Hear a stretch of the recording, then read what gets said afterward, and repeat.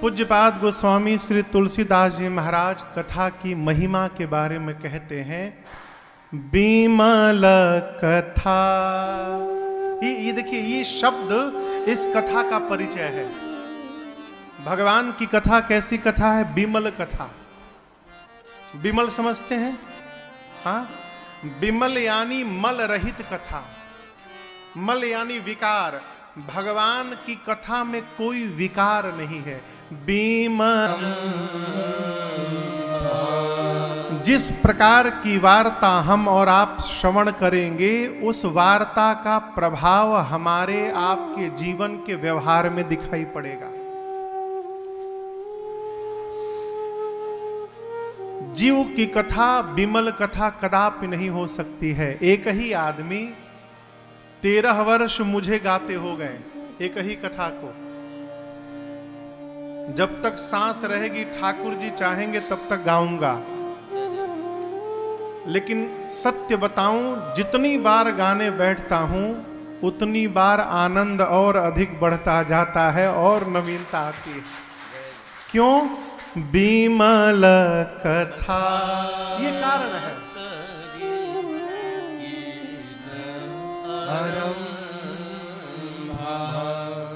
यदि राम कथा के स्थान पर राजन यहां बैठकर आपको अपनी कथा सुनाना प्रारंभ कर दे, कितनी देर बर्दाश्त करिएगा?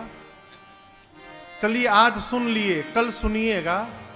कहिए, एक ही कथा जीव की आप 4 बार 5 बार सुन लेंगे, सर में दर्द हो जाएगा हो।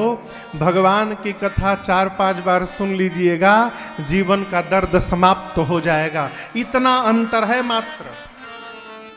कारण क्या है? बिमल कथा। भगवान की कथा मल रहित कथा। मल मास में बिमल कथा प्रारंभ हो रही है। आप दर्शन करिए।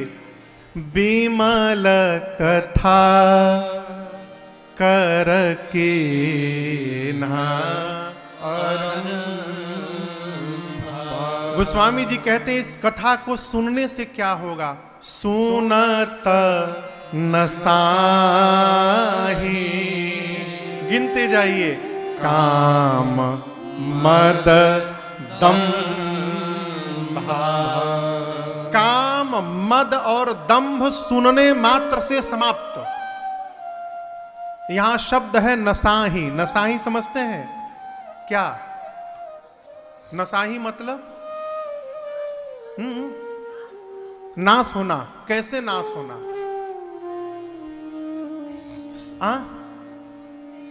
नाश कैसे होगा? ये समझने वाली बात है। ओला गिरते कभी देखा है? ओला, आकाश से बर्फ के टुकड़े गिरते देखे हैं? जब ओला गिरता है तो पूरी सड़क, पूरी धरती सफेद चादर से ढक जाती है। ढक जाती है ना, सफेद सफेद बर्फ गिर जाते हैं। अब उन बर्फों को देखते रहिए, देखते देखते वो बर्फ कब आंख से ओझल हो जाए पता नहीं चलता है। आप देखते रहिए, वो धीरे धीरे पिघलते पिघलते अपने आप समाप्त हो जाएंगे, आपको पता नहीं चलेगा। इस विधि को कहते हैं नसा जाना।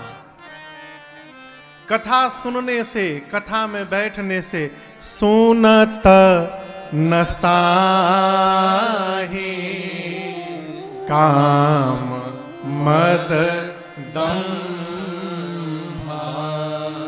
एक दिन नहीं, ये नहीं कि 9 दिन रामेश्वरम में सुन लिए, काम मद दंभ सब समाप्त हो गया। भ्रम से बाहर रहिएगा। सुनते रहिए, जहां समय मिले सुनते रहिए। आज राजन से मिला है, हमसे सुनिए। कल किसी और महापुरुष से समय मिले, उनसे सुनिए। सुनते सुनते जैसे ओला समाप्त हो जाता है, पता नहीं चलता, उसी प्रकार जीवन से अभिमान, मद, दंभ समाप्त हो जाएगा और हमको पता चलने वाला नहीं है। ये महिमा है। विकार 6 हैं: काम, क्रोध, मद, मोह, लोभ और मत्सर। यहां गोस्वामी जी काम कहें। काम बहुत बुरी चीज है साहब। लेकिन ये समाप्त होने वाली नहीं है, कम किया जा सकता है। काम से ही क्रोध जन्म लेता है, काम से ही लोभ जन्म लेता है। कैसे? कोई आदमी मान लीजिए सभागार में पीछे आकर बैठा है, कामना ने जन्म लिया, काश आगे पहुंच जाता न तो आनंद आ जाता। कामना ने जन्म लिया, पीछे से आगे आने का, आगे आ गया। अब कामना पूरी होती है तो लोभ बढ़ जाता है। अब आगे आने के बाद सोफा मिल जाता ना तो बड़ा आनंद हो जाता। ये क्या है? जीवन में जैसे जैसे कामनाएं पूरी होने लगती है, काम से लोभ जन्म लेने लगता है, और कामनाएं पूरी न हो तो क्रोध जन्म ले लेता है? गोस्वामी जी कहते काम समाप्त होगा तो काम के समाप्त होने से क्रोध और लोभ दोनों समाप्त होगा, मद समाप्त होगा। है कोई मेरी जैसी कथा कराने वाला? दंभ समाप्त होगा। दुनिया देखती रह गई, मैं करा के चला आया, ये दंभ है। ये सब समाप्त हो जाएंगे। क्यों? कथा सुनते सुनते पता चलता है न राजन गाने वाला है न आप कराने वाले हैं, यही बैठ के गवा भी रहे हैं और यही मति फेर के करवा भी रहे हैं। हम और आप कठपुतली की तरह केवल नाच रहे हैं बस। ये कैसे होगा? ये कथा सुनने से होगा। पूज्यपाद गोस्वामी तुलसीदास जी कहते हैं, मैंने जिस ग्रंथ की रचना की है, इस ग्रंथ का नाम रामायण नहीं है। क्या नाम है? कहिए। रामचरित मानस नाम। देखिए, पूज्यपाद श्री गोस्वामी तुलसीदास जी महाराज ने बहुत सोच समझकर इस ग्रंथ का नामकरण किया। इस ग्रंथ के पहले रघुनाथ जी के ऊपर जितने ग्रंथ बनाए गए, प्रायः सभी ग्रंथों का नाम रामायण पड़ा। क्या पड़ा? सामान्य भाषा में आज भी हम लोग रामायण ही कहते हैं। घर में रामायण जी का पाठ हो रहा है, लेकिन वो रामचरितमानस जी का पाठ है। मानस होता है मन, मानस यानी मन। असमानस मानस चह चाखी, मानस यानी मन। गोस्वामी श्री तुलसीदास जी महाराज का नामकरण करने का अर्थ है कि जो भी मनुष्य इस ग्रंथ को पढ़ के समझ लेगा, उसके मानस में एक ना एक दिन पूरा श्री राम चरित्र आकर बैठ जाएगा। यही इस ग्रंथ का नाम है श्री रामचरितमानस। मानस में रामचरित्र आ जाए। प्रभु यहां दर्शन करिए। इसको क्या कहते हैं? हॉरिजॉन्टल कहते हैं ना, और इसको वर्टिकल कहते हैं। हाँ? पहले जो प्रति आती थी गोस्वामी जी की, उसमें वर्टिकल नाम लिखा रहता था श्री रामचरित मानस। सबसे नीचे क्या रहता था? मानस। सही है, मानस। मानस यानी मन। गोस्वामी जी कहते हैं कि जो भी मनुष्य इस ग्रंथ को पढ़ के समझ लेगा, उसके मानस के ऊपर पूरा का पूरा श्री राम चरित्र आकर खड़ा हो जाएगा। तभी इस ग्रंथ की सार्थकता है और इसकी सफलता है। एक तो ये अर्थ है। दूसरा अर्थ, मानस कहते हैं सरोवर को। मानस का एक अर्थ भी है सरोवर। एक सरोवर जानते हैं ना, मान सरोवर। वो मान सरोवर है और ये मानस सरोवर है। श्री रामचरित मानस अर्थात भगवान के चरित्र का सरोवर है। वहां भी लोग नहाने जाते हैं। यहां भी आप लोग नहाने के लिए ही आए हैं। अंतर इतना केवल है माई बाप, वहां लोग नहाने जाते हैं तो शरीर का मैल साफ करते हैं। यहां लोग नहाने आए हैं तो अपने मन का मैल साफ करने आए हैं। वहां नहाते हैं तो सावधानी रखते हैं कहीं डूब न जाए।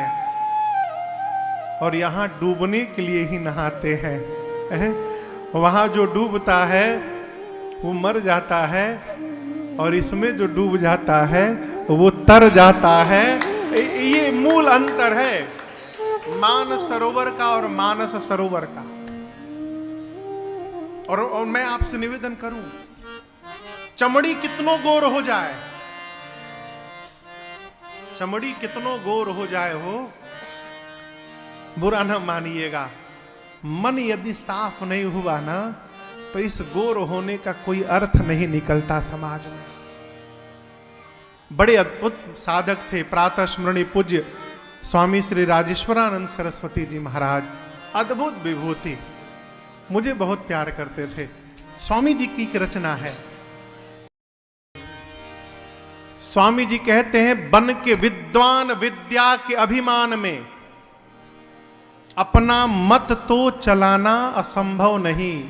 जिसको देखिए अपना मत अपना पंथ बनाए बैठा है, परंतु पूर्ण संयम सहित धर्म की राह पर जिंदगी को चलाना बड़ी बात। शरीर साफ हो जाना कठिन नहीं है माई बाप, मन निर्मल हो जाना ये बहुत बड़ी बात है। और आप लोग सुंदरकांड पढ़ते हैं, कौन कौन पढ़ता है सुंदरकांड? आप में से बहुत लोग पढ़ते हैं। सुंदरकांड की एक चौपाई है, निर्मल मन जन सो मोहि पावा और मोहि कपट छल छिद्र न भावा। इसका अर्थ जानते हैं? इस चौपाई का अर्थ राम जी कहते हैं कि जिसका मन निर्मल हो गया है सो मोहि पावा। पावा यानी पाया हुआ है, पाना नहीं है, पाया हुआ है। सो मोहि पावा, कौन? जिसका मन निर्मल हो गया। भगवान को पाना नहीं है माई बाप, भगवान मिले मिलाए हैं। दिखाई क्यों नहीं पड़ते महाराज? मन निर्मल नहीं है इसलिए नहीं दिखाई पड़ते। सवेरे सवेरे नहाकर बाथरूम से निकलिए और कंघी करने के लिए अलमारी में लगे शीशे के सामने जाइए। शीशे पर मैल लगा हो ना, अपना चेहरा दिखाई नहीं पड़ता माई बाप। उसी प्रकार मन पे मैल लग जाए तो बगल में मिले मिलाए भगवान दिखाई नहीं पड़ते हैं। मन निर्मल हो जाए, भगवान मिले हुए हैं। ये मन निर्मल कैसे होगा? मोहि कपट छल छिद्र न भावा। इस कपट से और छल से मन निर्मल नहीं हो पा रहा है। बात समझ में आ रही है? ये कपट और छल क्या है? जो हम हैं वो दिखाई नहीं देना चाहते, और जो दिखाई देना चाहते हैं उससे हमारा दूर दूर का संबंध नहीं है। यही कपट है और छल है। हो कपट मृग तुम छल कारी। मारीच बना, मारीच को रावण ने कहा कि चलो स्वर्ण का मृग बनना है। कैसे? हो कपट मृग तुम छलकारी। कपट भी करो छल भी करो। बन गया सोने का हिरण। क्या सोने का हिरण है वो? कहिए नहीं है। दिखाई जो दे रहा है वो है नहीं, और जो है वो दिखाई नहीं दे रहा है। यही कपट और छल है। इसी कपट और छल से भगवान दिखाई नहीं देते। जीव भगवान के मंदिर में भी जाकर माई बाप भगवान का चेहरा नहीं देखता, कपड़ा देखते रह जाता है, हार देखते रह जाता है, मुकुट देखते रह जाता है। देखना क्या चाहिए? भगवान की छवि को देखना चाहिए, उनको स्वरूप को देखना चाहिए है? ये कथा मन को निर्मल बनाती है। निर्मल यानी जो उभय प्रकार से पवित्र हो गया, ये निर्मलता। उभय यानी भीतर बाहर दोनों प्रकार से। उसको सुचिता कहते हैं, सुचिता संपन्न। गोस्वामी तुलसीदास जी महाराज कहते हैं, रामचरित मानस एहि नामा। आगे सुनिए, सुनत श्रवण पाए विश्रामा। इस चरित्र को श्रवण करने मात्र से मन को विश्राम की प्राप्ति हो जाएगी। किसकी प्राप्ति हो जाएगी? कहिए, विश्राम। विश्राम समझते हैं? महाराज हम तो रोज दोपहर में भोजन के बाद 1 घंटा विश्राम करते हैं। वो विश्राम नहीं है, वो आराम है। वो विश्राम नहीं है। अमृत के लिए देवताओं ने समुद्र का मंथन किया। देवता और दानव मिलके समुद्र मंथन किए। किसके लिए? देखिए, आप लोग भी कहते रहिए, इसको अनुमोदन कहते हैं। मानस में लिखा है, कहि सुनहि अनुमोदन कर। जो कहे अथवा सुने अथवा बीच में हुंकारी पारे। हुंकारी समझते हैं? हमारे गांव कलकत्ता में एक चाची थी घर के पीछे, रमा चाची। तो मैं छोटा था तो वो हमको कहानी सुनाती थी। तो कहती थी, बाबू कहानी के बीच में हूं घूं बोलना पड़ेगा। अच्छा,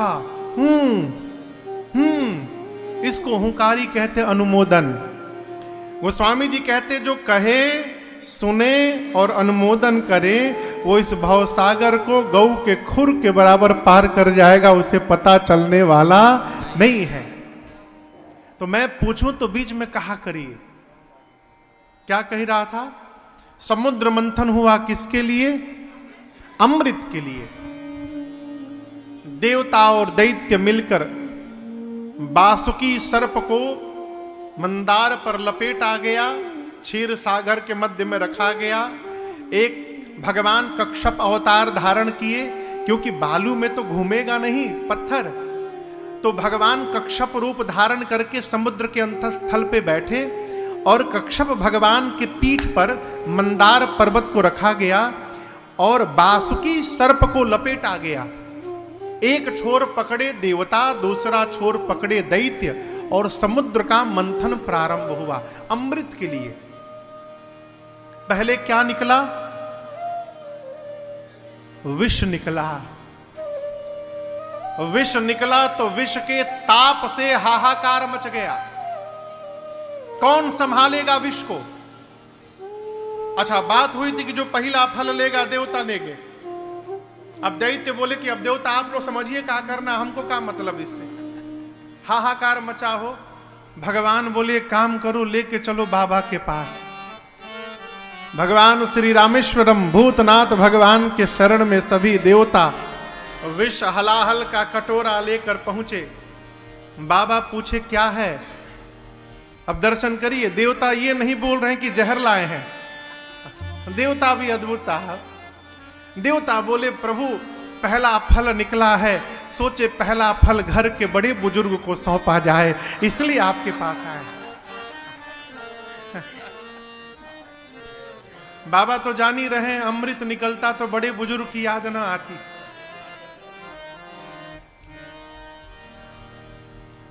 बड़ा वही है माई बाप जो जानबूझकर घर के विष को पीने को तैयार हो जाए परिवार वालों का, वही घर का मालिक और मुखिया कहलाता है। घर वाले पढ़ाते हैं उसको, बच्चे पढ़ाते हैं, पत्नी पढ़ाती है, भाई पढ़ाते हैं। अब घर का मालिक सबकी सुनकर मुस्कुराता रहता है और सुनता रहता है, पीता रहता है। इसीलिए जो अमृत पान किए वो केवल देव हो गए और बाबा विष पान करके महादेव हो गए। ये उसी का परिणाम है। देवता बोले, प्रभु पहला फल आया है, सोचे आपको बड़े बुजुर्ग हैं, आपको भेंट किया जाए। बाबा लिए अब विष है तो उसका प्रभाव तो होगा ही। तो बाबा ने पहले क्या किया, गले में नीचे राम नाम का एक संपुट लगाया, गले में यहां पर जहां से नीचे प्रवेश होता है राम नाम का एक ढक्कन लगाया, संपुट। राम को यहां लगाकर अब पूरा विष पी लिया, राम के ऊपर विष आ गया और फिर राम नाम के ढक्कन से बंद कर दिया। नीचे राम, ऊपर राम, अब बीच में हलाहल विष। वो विष यहीं पे रह गया, इसलिए बाबा का गला नीला हो गया और एक नाम हुआ नीलकंठ भगवान, उसी विष के कारण। कई मूर्ख लोग कहते हैं कि क्यों दूध का अभिषेक किया जाता है बाबा को। उस विष के ताप को कम करने के लिए, दूध विष को काटता है, इसलिए बाबा पर दूध का अभिषेक किया जाता है, जल का अभिषेक किया जाता है, वो विष से जो ताप है उससे कम हो बाबा को। उसके बाद मंथन हुआ, बाकी 13 रत्न निकले, अमृत भी निकला। लूट मची देवताओं में और दानवों में, कौन अमृत लेगा, लेके भगे। उसी का जहां जहां बूंद गिरा 4 स्थान पर, वहां आज भी कुंभ का मेला लगता है। फिर भगवान ने मोहिनी रूप धारण किया और देवताओं को पान कराया अमृत। इस पूरी लीला के बाद एक दिन देवताओं को बाबा की याद आई कि हम लोगों ने तो बाबा को विष पिला दिया, हाल चाल पूछा जाए क्या स्थिति है। तो देवता लोग पहुंचे बाबा के पास, जाकर पूछे और कैसे बाबा, आनंद में। देवताओं ने कहा प्रभु हम लोगों ने आपको विष पिला दिया था और उसके बाद भी आप आनंद में हैं। बाबा बोले विष पिलाए तो और आनंद बढ़ गया। कैसे? मैं पहले से राम को लेकर के बैठा था, आप लोगों ने विष दे दिया, विष को मैंने पान किया, विष और राम दोनों मिल गए तो शंकर को विश्राम की प्राप्ति करा दिए, इससे आनंद हो गया जीवन। जीवन का वास्तविक विश्राम क्या है माई बाप, समझिएगा। किसी भी व्यक्ति की बात को सुनकर, कड़वी बात को सुनकर हमारी निष्ठा में परिवर्तन न आवे, ये विश्राम है। हम राम के भक्त हैं तो कोई कितना भी कहे, भगवान श्री राम के चरणों की प्रति निष्ठा हमारी अडिग बनी रहे, ये विश्राम है। स्वधर्मे निधनम श्रेयम। जिस धर्म में जन्म मिला है उस धर्म के प्रति यदि सम्मान है और गौरव अनुभूति होती है जीवन में, यही विश्राम है जीवन का। और ये प्राप्त कैसे होगा? सुनत श्रवण पाय विश्राम। ये कथा ही जीवन में विश्राम प्राप्ति कराती है। और याद रखिएगा, विश्राम मिल जाने के बाद, बड़ी सूक्ष्म बात निवेदन करूं, जीवन की सबसे बड़ी समस्या का कारण जानते हैं क्या है? जीवन की स्थिति परिस्थिति बदलने के साथ साथ हमारी मन की स्थिति भी बदलती रहती है।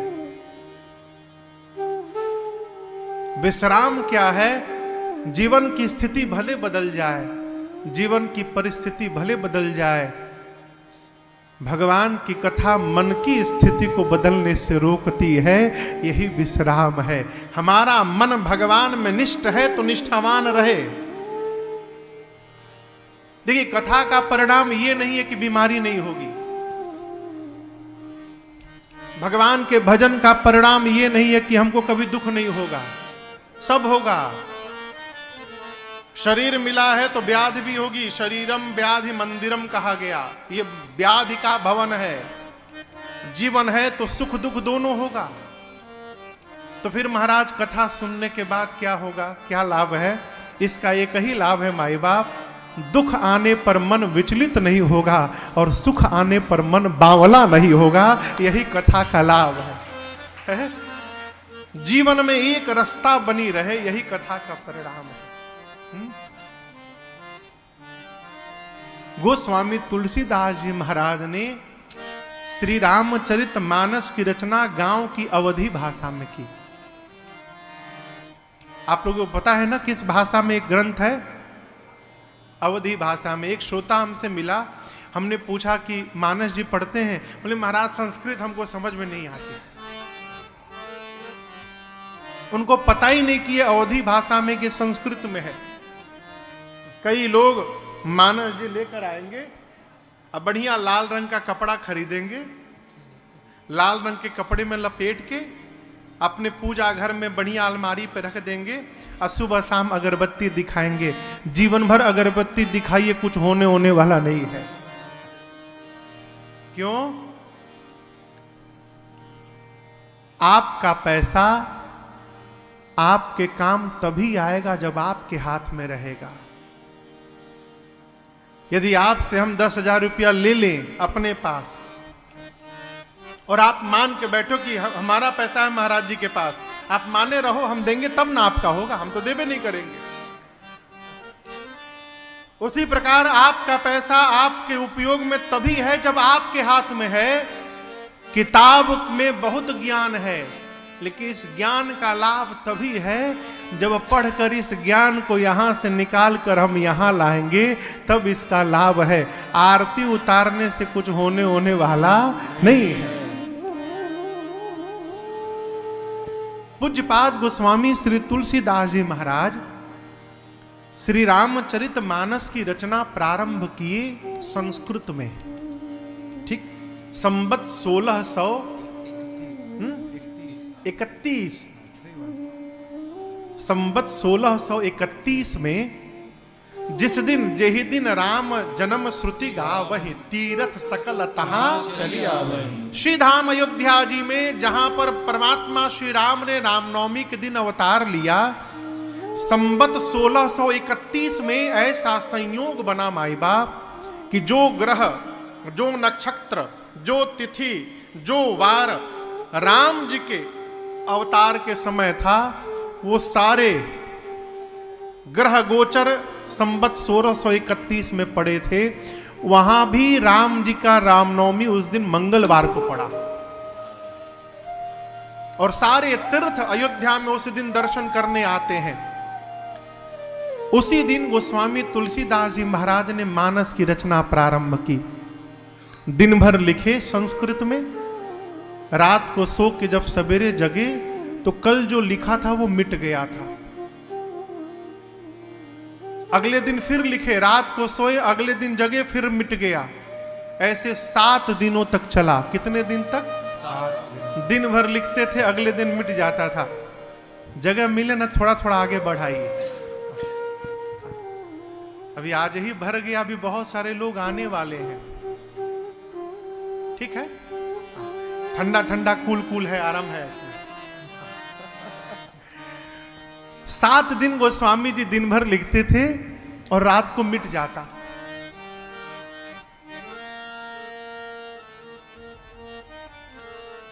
सातवें दिन रात्रि में गोस्वामी तुलसीदास जी को भगवान शिव और मां भवानी ने दर्शन दिया और बाबा ने कहा, गोस्वामी जी आप श्री रामचरित मानस जी को संस्कृत में न लिखिए, गांव की भाषा में लिखिए। क्यों? आने वाले समय में, कलिकाल में संस्कृत समझना सबके बस की बात नहीं रह जाएगी। इसलिए आप इस भाषा में लिखिए कि जो नहीं पढ़ा लिखा है वो भी गा सके। आप इतने सारे लोग बैठे हैं, यदि आप में से पूछूं कि आप में से किसी को श्रीमद् वाल्मीकि रामायण का कोई श्लोक याद है? कितने लोग हैं? हमको एक श्लोक याद है बस। आप में से कहूं गीता जी का किसी कोई श्लोक याद है? 1-2 कोई हाथ नहीं, एक हाथ खड़ा हुआ है उधर बस। आपसे कहीं शिव महापुराण का कोई श्लोक याद है आप में से किसी को? एक हाथ उधर खड़ा है, हमको नहीं याद है। यदि आपसे पूछूं कि रामचरितमानस जी की एक चौपाई किसको याद है? कम से कम एक चौपाई आपको नहीं याद है? याद है, आपको पता ही नहीं कि मानस की चौपाई है। ऐसा कोई नहीं है जिसको मानस की एक चौपाई नहीं याद है। ए जी मंगल भावना मंगल हारे, याद है ना? मंगल भवन मंगल हारे द्रवऊ सुदशरथ अजिर बिहारे द्रवऊ सुदशरथ अजिर बिहारे द्रवऊ सुदशरथ अजिर बिहारे। याद था ना? कैसे कह दिया नहीं याद है? यही तो आनंद की बात है। धरती पर ऐसा कोई सनातनी नहीं है माई बाप जिसको मानस की एक चौपाई न याद हो। जो कुछ नहीं जानता वो भी कहता हो है वो है जो राम रचि राखा। ये तो रही बात चौपाई की। आप में से कौन है जिसको कम से कम एक दोहा याद है मानस जी का? एक दोहा। आपको दोहा नहीं याद है मानस जी का? आपको भी याद है?